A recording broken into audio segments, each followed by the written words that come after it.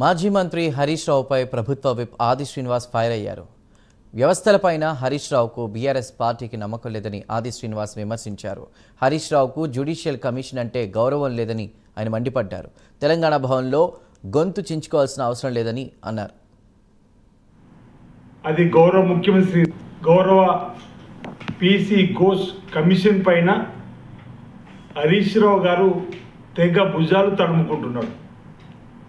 హరీష్ రావు గారు ముందు మీరు తెలుసుకోవాల్సింది, అది జ్యుడిషియల్ కమిషన్, అది గౌరవ ముఖ్యమంత్రి రేవంత్ రెడ్డి గారి, గౌరవ మంత్రులు శ్రీ ఉత్తమ్ కుమార్ రెడ్డి గారి రిపోర్టు కాదు.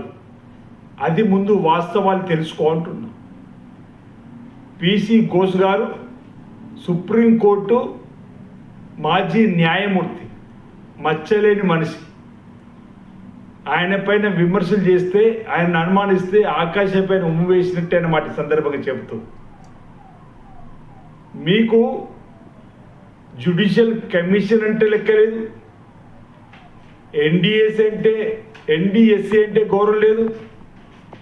అసలు మీకు వ్యవస్థలపైనే నమ్మకం లేనటువంటి సందర్భంలో 16 మాసాలు